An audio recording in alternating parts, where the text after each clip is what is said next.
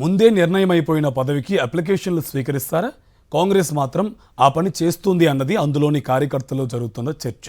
నగర కమిటీలు, పట్టణ కమిటీలు, జిల్లా అధ్యక్షులకు సంబంధించి చేపట్టిన దరఖాస్తుల స్వీకరణ ప్రక్రియ రచ్చగా మారుతుంది. కరీంనగర్ జిల్లాలోని ఈ వివాదం ఆ పార్టీ శ్రేణులను అంతర్మథనంలో పడేస్తుంది.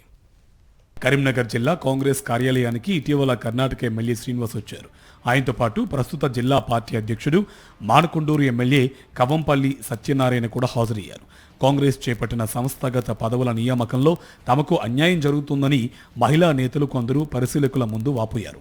మరికొందరు డీసీసీ ఆఫీసులోనే గొడవపడ్డారు. కాగా ముందే తీర్మానం అయిపోయిన పోస్టు కోసం దరఖాస్తులు స్వీకరించడం ఏంటన్న రచ్చకు తెరలేచింది.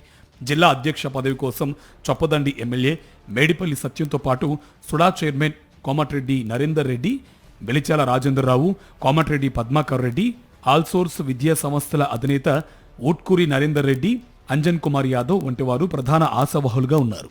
వీరితో కలిపి మొత్తం 32 మంది పెద్ద ఎత్తున దరఖాస్తు చేసుకోవడంతో నామినేషన్ల జాతర కనిపించింది.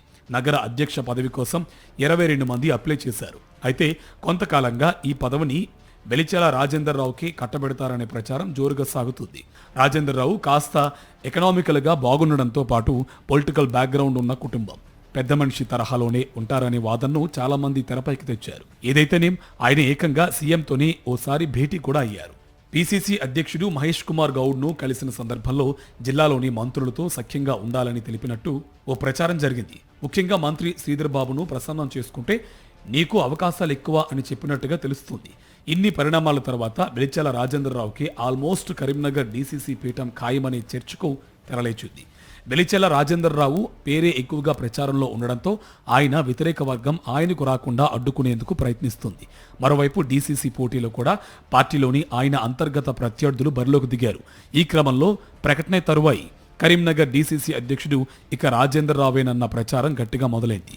ఈ క్రమంలో ఇంత పెద్ద తంతు ఎందుకు, ఇంతమంది పరిశీలకులు రావడం ఎందుకు, దానికో సమావేశం ఎందుకు, సీల్డ్ కవర్లో కేసీ వేణుగోపాల్ నుంచి వచ్చే దాంట్లో రాజేంద్రరావు పేరే ఉన్నప్పుడు ఏదో ప్రజాస్వామ్యయుతంగా జరుగుతున్నట్టుగా నమ్మించడం ఎందుకు అన్న నైరాస్యం ఇతర ముఖ్య నాయకుల్లో నెలకొంది. ఈ క్రమంలో అనుకున్నట్టే వెలిచాలకు గనుక జిల్లా అధ్యక్ష పదవి దక్కితే కాంగ్రెస్ పార్టీలో జరగబోయే అంతర్గత పరిణామాలు ఎలా ఉండబోతున్నాయి? అప్పటికి కొత్త జిల్లా అధ్యక్షుడి హోదాలో వెలిచాల ఎలా మేనేజ్ చేయగలరనే ఉత్కంఠ జిల్లా పార్టీలో కనిపిస్తుంది.